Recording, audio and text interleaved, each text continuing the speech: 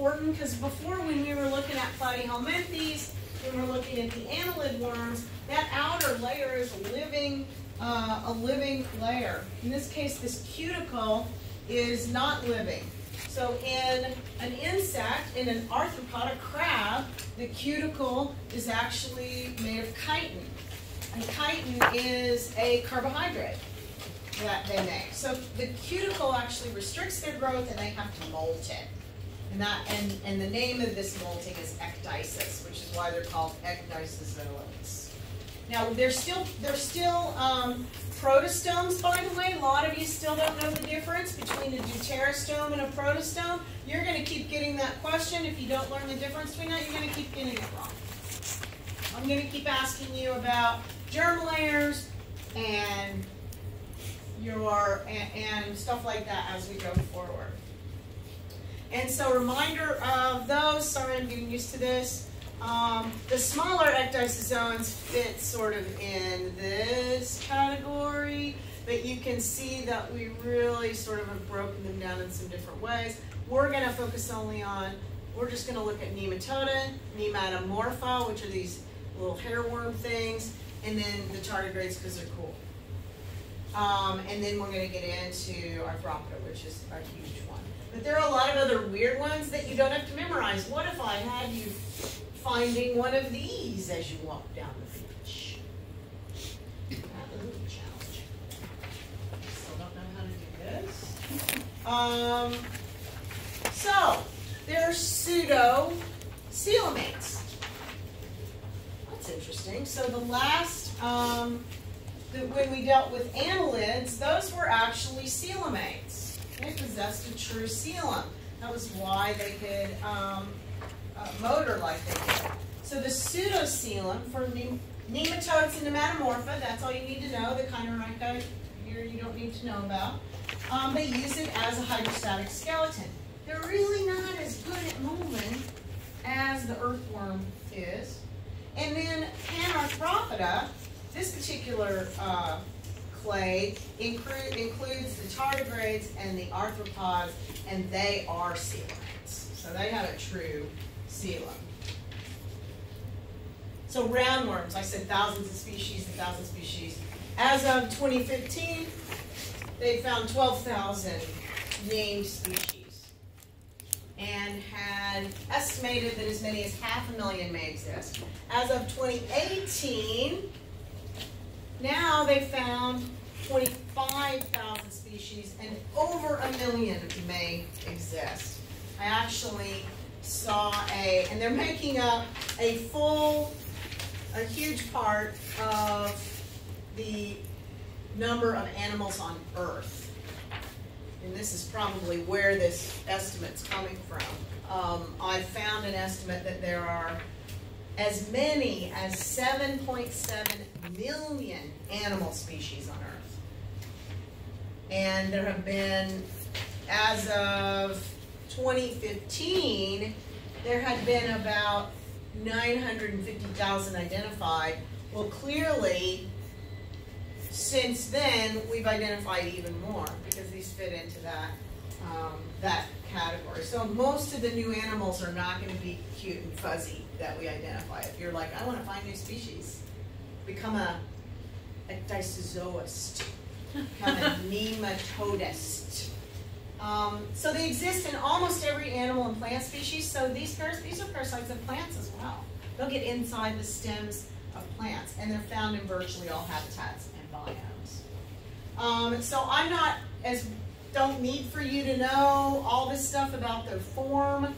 I'm not as worried about you knowing nematode structure. I'm not worried about you knowing nematode movement. I don't care if you know nematode digestion, nervous system, how they have sex. But I do want you to, sorry, because that would be the one thing you'd remember, right? I mean, apparently, it would be the one thing you remember. So, not the one thing, you guys remember that. So, some of these are parasites of humans, and these are the ones that I want you to know, and we're going to add one more, and that's the dog heartworm to this. So, Ascaris lumbricoides is the roundworm that was where the little boy in Africa had these, and they were putting them into a bucket. This is a very serious problem. Where he had like 5 of them, right? He had 10 worms. Oh, 10 worms. that. Yeah, I remember that. He had 10 worms. The guy's like taking them out and like that. And they were huge. They were very huge. Hookworms, they have an interesting story here in the U.S., or a tragic story here in the U.S. The trichinoworms, so this is a worm that causes trichinosis. Pinworms, which are super common, those were talked about in the film. Back in the day, when I was a little kid, I used to have the red medicine. I hated the red medicine. It was super gross tasting, and it was for pinworms. So, you know, I don't know what that tells you about me, that I was outside all the time, you know, scraping around the dirt. Basically, it gets in the, you know, sandbox and under your fingernails, and you scratch your butt, and that's how I did it. And then my kid got pinworms, so they run in the family. Yeah, pinworm family. And then filarial worms. So filarial worms are the worms that cause elephantiasis in the young woman. These are also a type of worm that causes heartworm in dogs, the filarial worm, Dirofilaria immitis. So for lumbricoides, what I'm going to want you to know is that this is the large roundworm of humans. It's uncommon in the U.S. now. We've managed to eradicate it. But these things are very, very prolific. A suum, so suum, you ever heard sui? Pig, pig, pig, pig, pig, pig, pig. Sui. It comes from the pig's name, the sui. So a suum is found in pig intestines. That's what they look like. We already know what they look like. You'll want to know the basic life cycle, how this happens, which is featured here. Humans get infected by eating undercooked contaminated vegetables, ingesting contaminated soil. That's a pretty easy thing to do in a place that does not have indoor plumbing, that there are latrines outdoors, that there is not running water. We take running water for granted, many of us, although there are people living within, you know, very close around here that do not have running water. But at least they have close access to it. These then hatch, they burrow through the intestinal wall, travel to the heart and then the lungs, then you cough them up and swallow. That's part of their life cycle, and we'll see that with the hookworm, that's the case as well. And then they feed on the intestine. So they're loose in the intestine, just loose in the intestine.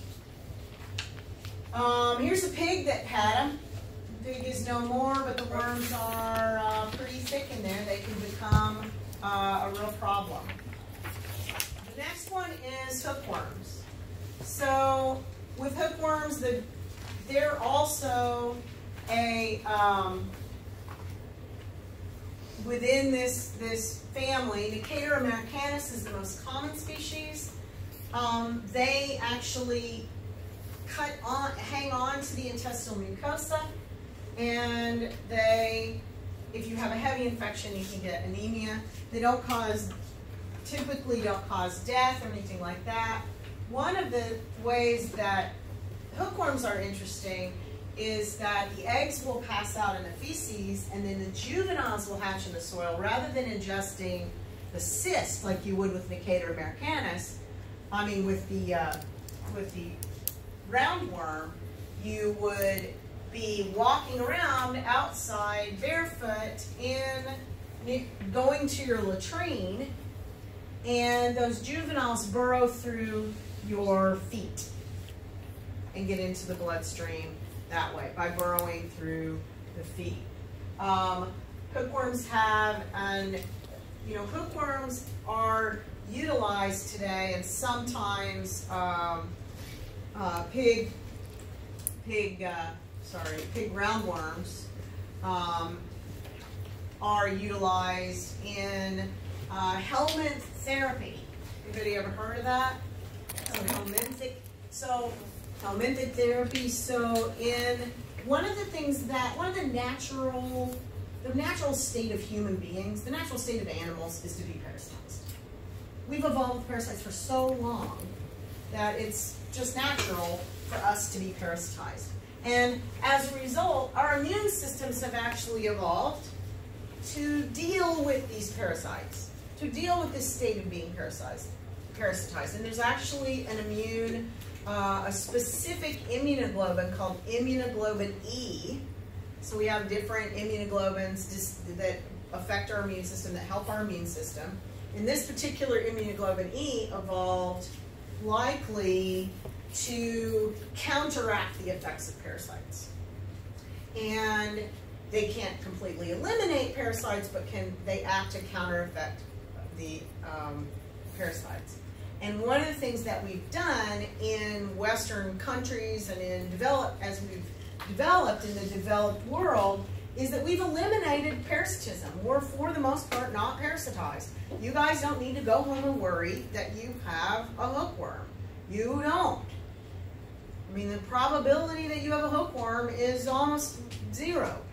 So we're running around, we've got clean water, we've got clean soil, we've got toilets, we've got soap, we've got all these things that we take for granted, and we're able to keep we've also got parasite treatment, so we've managed to eradicate these parasites for the most part from our lives. One of the ideas that it has come out recently is that we've seen this rise in autoimmune linked disorders, Crohn's disease, allergies, asthma, some think multiple sclerosis might be linked to something like that, and some of the lupus, all these kinds of diseases that have an autoimmune component. And an autoimmune disease is where your own body's cells and immunoglobulins that are designed to take out bad stuff that's not supposed to be there suddenly turns on your body cells. And that's how that happens, is that your own immune system is attacking you. So the thought is that IgE may be, have you ever heard this phrase, idle hands are the devil's work? You know, so if you don't have anything to do, you might end up doing something you shouldn't. That IgE is actually involved in attacking our immune system because it doesn't have anybody to engage with. There's no parasites in there for it to do something with. And so that it may be a problem. So there are some with allergies, severe allergies, asthma, Crohn's disease, and things like that, that actually will purposely infect themselves with hookworms in order and keep a population of hookworms in their body in order to try to treat their autoimmune diseases. And I can tell you that if I had Crohn's disease, severe Crohn's disease, I'd try it. Is anybody who's known anybody who's dealt with that disease? It's horrible. So it's a new field. It's a field in which we're looking at things. One of the reasons people don't like it is that if you look at something like this hookworm, these are highly infectious, you know, so you could infect somebody with these. You look at the Ascaris, I mean, these things are, this Ascaris luminocoides is super infectious. It can have, I mean, you could end up infecting a whole town if you're taking these. So they've actually done some work with this Ascaris sui, this pig one, where they give people cysts of this pig roundworm. And it actually will lower immune disease symptoms, these autoimmune disease symptoms, for a short time. But the problem with it is the body will actually just clear it. We're not the best host for this particular parasite. And so you have to continue to re-inoculate yourself. It only lasts as long as the worms are actually in your body. I'm not making this stuff up. You know, look at this is, she's just making this up. I'm not making it up. Go and look it up. Helen's therapy. The other thing about hookworms, well, that's good for that. So one of the things about them is that they're coming back in parts of the southern United States, particularly in very, very poor communities where there's no plumbing. People are, you know, or the plumbing, the toilet kind of goes to the outside, and people aren't maintaining their septic tanks, and they're very, very poor. And I think that's sad and tragic. that is allowed to happen. So pinworms, my friends, the most common worm parasite in the U.S. You will want to know that you can scratch and contaminate bedclothes with that. They can become infective. Basically, if you've got a kid that's scratching their butt a lot. A lot of things come from your butt. A lot of things come from your butt, but the one thing that makes your butt itch real, real bad is a pinworm coming out to lay an egg on it. I'm telling you what, it itches bad. I mean, I don't remember that part. I remember my own kids itching, and I remember shining a, you know, the stuff you gotta do with the flashlight, you know, and in the dark, and you go, yeah, that's so the main thing that to understand is what I'm going to want you to know for these kinds of things is what is the basic life cycle of these organisms, where are they found, and what kind of disease process do they cause, if they cause any. They're really, really super small, so what happens is the adult female comes out and she lays eggs around the anus, and then obviously if you scratch, then you're going to spread those eggs. That's how that lifestyle works. So the last one is filarial worms. There are 8 different species of filarial nematodes that affect humans. Some cause really serious diseases. Remember, we're in nematodes. All of these are nematodes that we're looking at. This life cycle involves an arthropod, a mosquito, is involved in the filarial worm life cycle, so it's considered a vector-borne parasite, just like malaria. Malaria is a single-celled parasite that is also vector-borne. It's carried in an anopheles mosquito.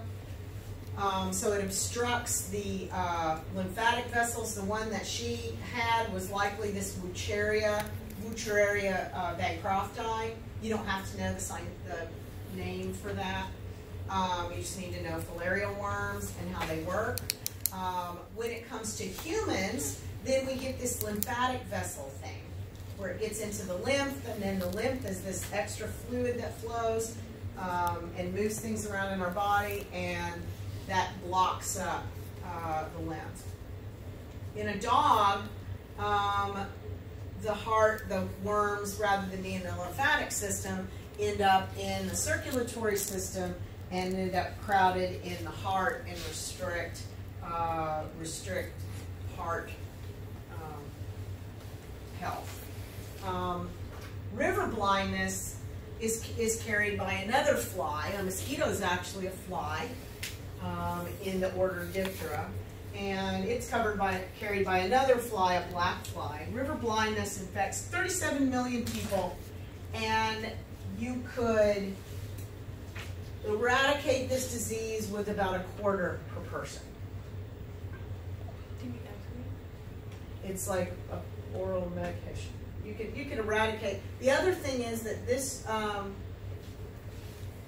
lot of these diseases, they're called the neglected tropical diseases, and they would be super cheap to eliminate per person, but they're just not interesting to people. They just don't, because they're happening to people in parts of the world that we don't care about.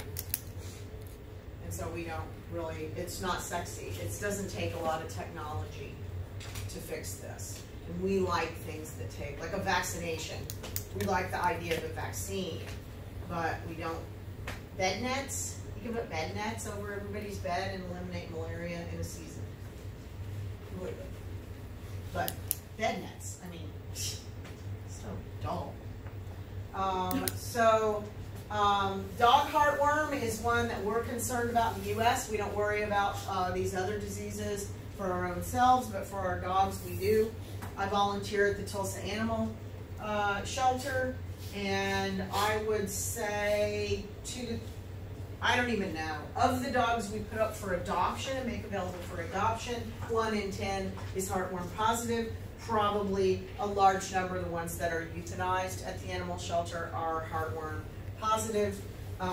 It's very, very common. I adopted a dog that was heartworm positive in November from the animal shelter, and in order for them to be, the treatment is brutal, requires a couple of shots near the spinal cord, and you have to keep the animal very quiet so that the dying worms don't break loose. You don't want their heart to pump really, really fast, because then those worms can clot and block arteries in the heart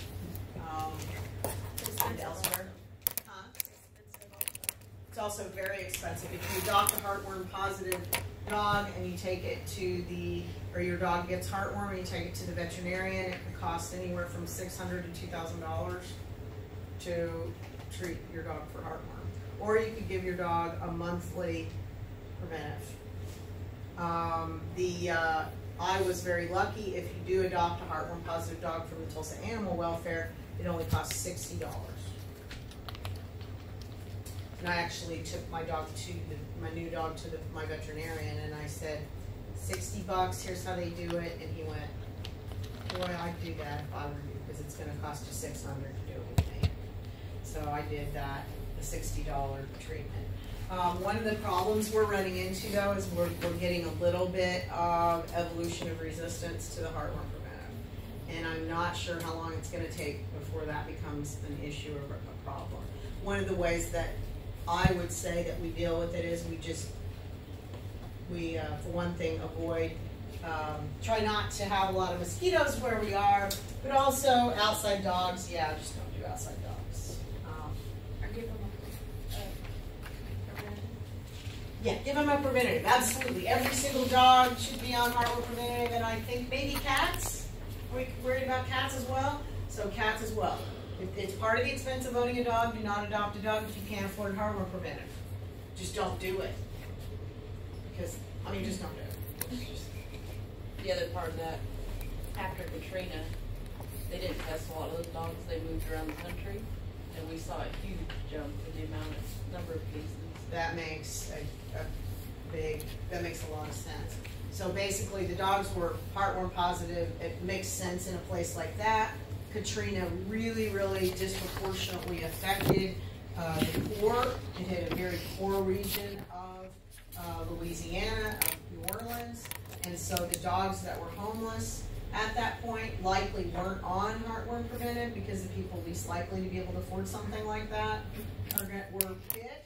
And so then those dogs were infected with microfilaria in the bloodstream. They were moved around the country.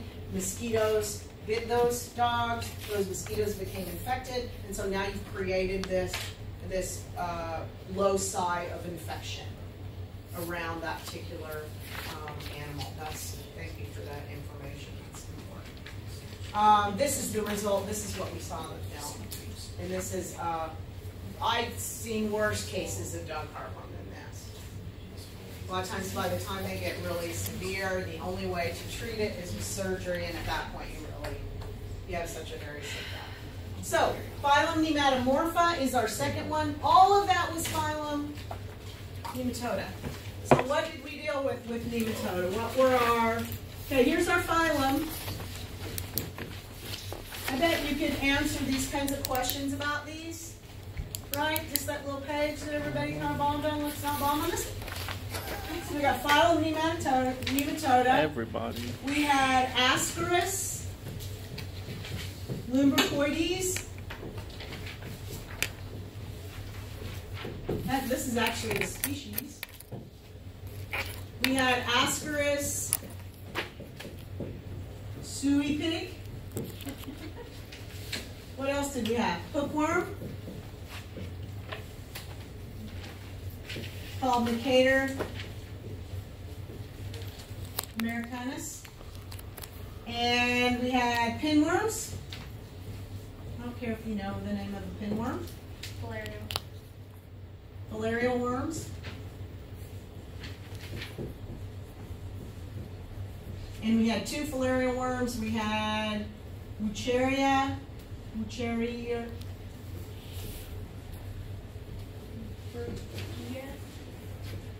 and then we had Gyro, Filaria, Imidus. That's the dog heartworm. Wucheria benprostite. This is the one that causes elephantiasis. Is that everybody? Yep. Okay, here's our list. What's the trichina one? Okay, so all you gotta know about Nematomorpha is they're weird, they have a really cool thing. They're called horsehair worms.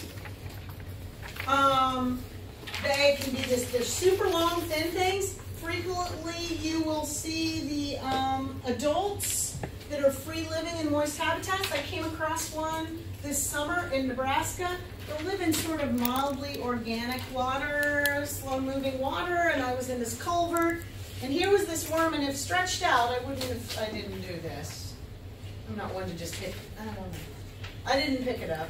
But it would have been about, a half a meter long. But around, it was the thickness of maybe a thick piece of thread, like one thread you'd use to do a tent or something like that. And it was free living, and it was all kind of coiled up. The juveniles are actually parasites of arthropods. They're parasites of things like crickets. And here's a cricket that is associated with a horsehair worm. So part of their life cycle is that the arthropod comes in near that water, ingests the eggs, the juveniles then grow inside of this parasite. At the time that they're ready to emerge, they actually will affect the brain of the parasite, make it very, of the arthropod, like the cricket, make it go to water.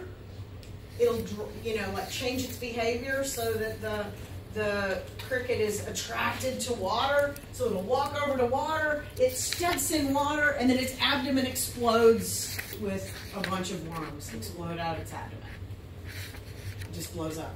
Oh, so these are the things that when you spray it with Raid and then it just like zombie worm comes out. Alright. Oh, has that happened before? Like you kill something and then a worm comes out? There are videos of YouTube of people leaving a can of Raid and just spraying a random insect and it's just a nightmare. And the worm comes out, yeah. It's particularly bad with spiders. The bigger the spider, the worse it is. Cool. I mean, it's not cool to spray a spider with Raid, but horsehair worms are cool. So that's what you need to know about these, Nematomorpha. So could you, if you came across one, you come across a cricket and you look down as the cricket steps into water and it explodes and a bunch of worms come out? Sure. Is that why crickets are always drowning themselves? Or is that just an accident? I don't know. Are they drowning themselves? Do they always drown themselves? If you give them water, they will drown themselves. Well, they might just be. They're just I don't know. No, that's not fair. I don't believe so, because this particular thing is a behavior that is initiated or forced by the parasite itself. So it's not just a common behavior of crickets to drown themselves. It may be that I don't see crickets drowning themselves in my backyard normally. I know, like. But you need to give them like a bowl of water. If you're keeping them captive. Right, and you're going to feed them to your snake or your spider or whatever. Yeah. And you give them a bowl of water, they will totally drown themselves in there. I think part of that is because of the shape of the bowl or the, so in other words, they probably go up to the edge of a bowl like that and they're not, they're kind of at the edge and they may fall in there and then they can't get back if you give out. them something to climb on, they'll get back out. Nematomorpha. Then the last of this clade Panarthropoda, we're going to deal with the main group in this clade, the arthropods in a sec, but we are going to look at tardigrades because they're really, really cool. So they have this sort of hemocoel. That's also what is really weird about the mollusks, is that some mollusks, they have this kind of really very reduced coelom that develops. They have this little cavity. They have an open circulatory system, so remember that with arthropods. And then their blood, like insect blood and stuff, is a lot of times called hemolymph. And so the main one that you'll need to know about is phylum, or at least for this chapter, phylum Tardigrades. So these are known as the water bears. The thing that is really interesting about them is that they live in a water film around mosses and lichens, so they're terrestrial, but they sort of are in this, they just have this sort of film of water. They use the surface tension properties of water to sort of keep themselves surrounded by water. They have these little short, unjointed legs. Kind of reminds me a little, you know, they have such a shape that sort of is a vertebrate shape that we tend to just look at them like vertebrates, like they really are up there or something. But these aren't really that different than Parapodia in the polychaetes, are they? They really are just like Parapodia. They're just some little things that stick out. They've got some little cuticles. It looks like it's claws, but it's really just a little bit of setae type thing that is sticking out. The one thing about them, the one thing about them that is very particularly interesting about tardigrades is that they engage in cryptobiosis. So I will want you to know about cryptobiosis, to be able to tell me about cryptobiosis in the tardigrade for the exam. They can actually suspend their metabolism, just kind of shut themselves down in harsh conditions, and allow themselves to dehydrate from mostly water to almost no water. And so they're very interesting to scientists because of this ability. You know, how do they resist all these things? They can resist ionizing radiation, so you could have a nuclear blast. If a nuclear bomb happens, you will still have tardigrades still reproduce. And let's see if one of the things to know is you see how this chapter, when we talk about evolution, we are calling all these smaller ecdysozoans because the big ecdysozoans are coming next in the arthropods. We're not really sure how they're all related. They don't even share common cleavage, radial versus spiral cleavage. Some have radial, some have